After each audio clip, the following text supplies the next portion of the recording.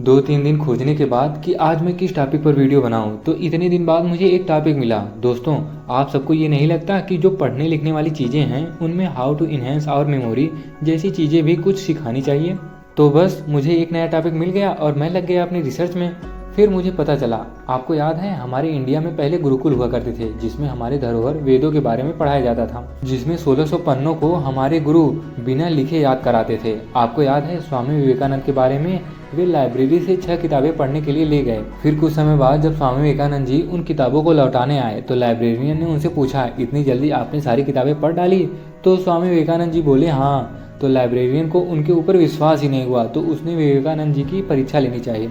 फिर उसने सारी किताबों में से एक किताब ली और उसमें से कहीं बीच में से एक प्रश्न किया। तो फिर होना क्या था, स्वामी विवेकानंद जी ने उनका उत्तर एकदम सही दे दिया।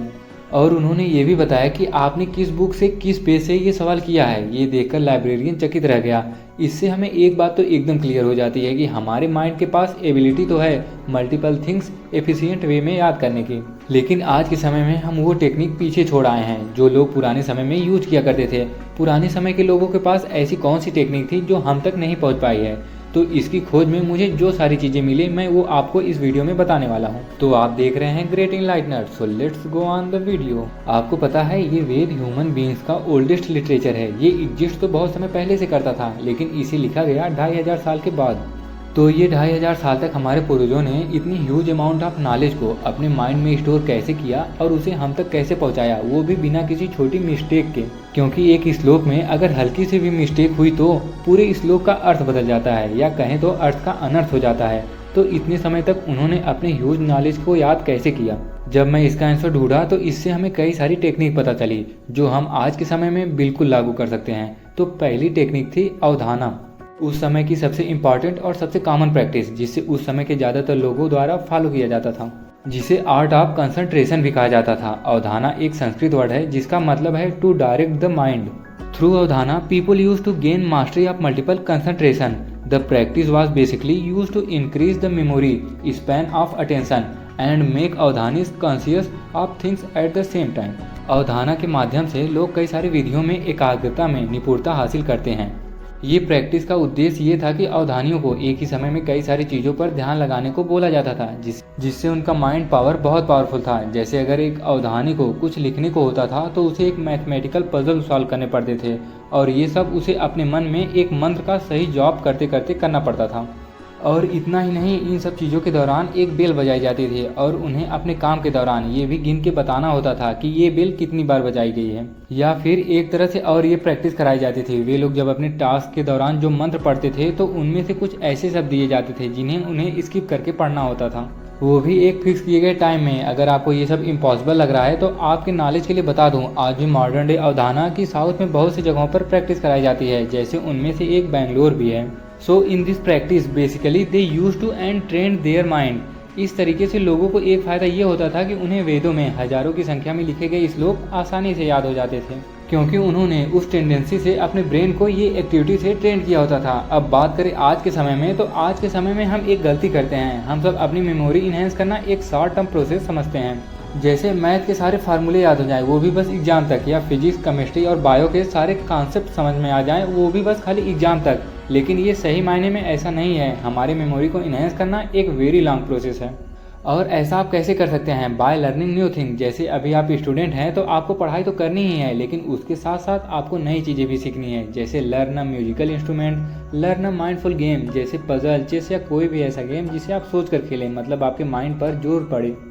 लर्न अ न्यू लैंग्वेज, या कुछ नहीं तो learn how we can video editing, या आप कोई स्टोरी भी अपने मन से क्रिएट करके लिख सकते हैं। फिर कुछ समय बाद आपको खुद फील होगा कि आपकी मेमोरी इन्हेंस होने लगी है। आप इन सब चीज़ों की जगह पर अपने पैशन को भी फॉलो कर सकते हैं। अब आप ये सोचेंगे कि ये सब चीज़ें हमारी पढ़ाई में क्या काम देंगी। आप इसको इस तरीके से सोचिए कि हमारे न्यू चीज़ें सीखने से हमारी मेमोरी इन्हेंस हो रही है, जिससे हमारी पढ़ाई में हमें मदद मिल रही है। आपने अपने बचपन में ऐसे लोगों को जरूर देखा होगा, या ऐसा आप भी हो सकते हो, जो पढ़ाई के साथ साथ डांस भी सीख लिया करते थे, कोई न्यू स्किल्स भी सीख लिया करते थे, और इन सब चीज़ों के दौरान स्पोर्ट की भी नॉलेज रखते थे। ये एक तरीके का अवधाना ही था। Training always keeps your mind ready to learn new thing.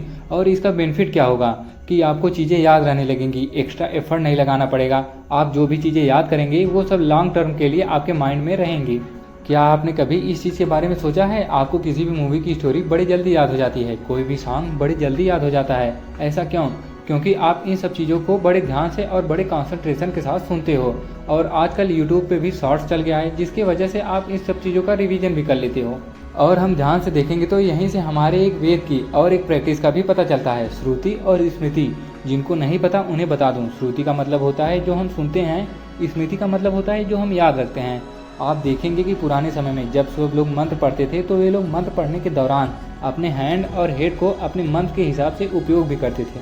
आप देखेंगे कि ऐसे समय में आपके मैक्सिमम सेंसेस, आईज, ईयर, टंग, माइंड सब एक्टिव रहते हैं, क्योंकि ऐसे समय में हमारा कंसंट्रेशन बिल्कुल पीक पे होता है। आपकी जानकारी के लिए बता दूं, हमारी मेमोरी सिर्फ एक जगह पर स्टोर नहीं होती है, अलग अलग सेंसेस की मेमोरी अलग अलग जगह पर स्टोर होती है। तो अब अगर कभी भी कोई महत्वपूर्ण चीज़ याद करने जाएं तो उसे श्रुति और स्मृति के प्रैक्टिस द्वारा याद कीजिए। उसे पहले सुनिए, फिर दोहराइए। दोहराते समय आप उसे जितना जोर देकर बोलेंगे उतना ही आपके लिए अच्छा रहेगा। इसके अलावा और भी जो चीज़ें आप प्रैक्टिस कर सकते हैं वो ये है कि आप किसी भी चीज़ को छोटे छोटे टर्म में तोड़कर पहले टर्म वाइज याद करिए। एशियंट समय में भी लोग इस ट्रिक से याद करते थे। एशियंट समय में भी इस श्लोक को याद करने के 8 वे होते थे और हर एक वे को याद करने के अलग अलग तरीके हुआ करते थे। उसमें से आपने एक की प्रैक्टिस ऑलरेडी की होगी। जैसे आज के समय में इंद्रधनुष के रंगों के नाम याद रखने के लिए हम विबग्योर शब्द याद कर लेते हैं, जिस वर्ड का हर एक लेटर कलर्स के फर्स्ट लेटर से मिलता था। या फिर दूसरे तरीके की बात करें तो उसे ब्रेकिंग रूल कहते हैं। जैसे अगर आप मैथमेटिक्स की स्पेलिंग नहीं याद कर पा रहे हो तो उसे तोड़कर आप इस तरीके से भी याद कर सकते हो, मैथ ही मैथ ICS। अब इसे मिला देंगे तो मैथमेटिक्स बन जाएगा। और एक प्रैक्टिस जो हर स्टूडेंट क्या कोई भी पर्सन अगर नई चीज़ें सीख रहा है तो उसके लिए ये प्रैक्टिस बिल्कुल सही है। जो है, पहले खुद को समझाइए, फिर उसको दूसरों को समझाइए, या फिर आपके पास कुछ ना हो तो आप अपने तकिए को ही समझाइए या शीशे के सामने खुद को समझाइए। अगर आप ये भी ना कर पा रहे हो तो आपके पास मोबाइल तो होगी ही। अपनी वीडियो बनाइए, उसमें उस चीज़ों के बारे में जितना आपने समझा है उसको समझाइए और यूट्यूब पे अपलोड कर दीजिए। अगर आपका चैनल चल गया तो ठीक तो है ही, अगर नहीं चला तो भी आपको वो सारी चीज़ें याद हो जाएंगी। वैसे अगर आप अपने मेमोरी लॉस के मेजर रीज़न को देखें तो वो है lack of concentration, lack of proper sleeping, stress. अगर आप पुराने समय में देखेंगे तो वहाँ पे इन सब चीज़ों को इम्पोर्टेंस दी जाती थी। गुरुकुल में सोने की टाइमिंग फिक्स होती थी, डेली मेडिटेशन करवाया जाता था, वो भी फिजिकल एक्सरसाइजेस के साथ। एक बात जरूर याद रखना, good quality sleep very important for your memory enhancing. और सुबह उठने के बाद 1 मिनट ही सही लेकिन मेडिटेशन जरूर करना होगा। इससे आपकी बॉडी में सेरोटोनिन नामक केमिकल रिलीज होगा, ये आपके मूड को अच्छा बनाए रखता है। इसके साथ चाहे 5 मिनट या 10 मिनट फिजिकल एक्सरसाइज तो जरूर कीजिए, जो आपके माइंड की ग्रोथ में बहुत ही इंपॉर्टेंट रोल अदा करती है। Last part of this video, तो अगर आप दिन में पढ़ाई 12-14 घंटे तक कर रहे हो और उसके साथ कोई भी नई चीज़ें नहीं सीख रहे हैं, मेडिटेशन नहीं कर रहे हैं, स्लीप प्रॉपर नहीं ले रहे हैं, तो वो आपकी पढ़ाई 12 से 14 घंटे वाली बिल्कुल व्यर्थ जाएगी। क्योंकि ये सब क्रियाएं आपको, आपकी बॉडी को, आपके माइंड को एक दिन के लिए बूस्ट देती हैं। याद रखना, मेमोरी इन्हेंसिंग करना इट्स अ स्किल, और इसमें आप मास्टरी तब पाएंगे जब आप इसकी रेगुलरली प्रैक्टिस करेंगे। और इस चीज़ की कोई उम्र नहीं होती है, अगर आप ये स्किल एक बार अपना के देखेंगे तो आप खुद फील कर पाएंगे। तो आज का ये शानदार वीडियो यहीं पर ख़त्म होता है। अगर आपको वीडियो अच्छा लगे तो हमारे चैनल को सब्सक्राइब ज़रूर करना दोस्त। और हाँ, अगर आप बुक्स पढ़ने में इंटरेस्टेड हो जो हमको अंदर से बदलती है, हमारी आदतों को बदल देती है, हमें डिसिप्लिन में लाती है, तो इस चैनल पर ज़रूर विजिट करें, क्योंकि मैं ऐसी बुक्स की हिंदी समरी बताता रहता हूँ।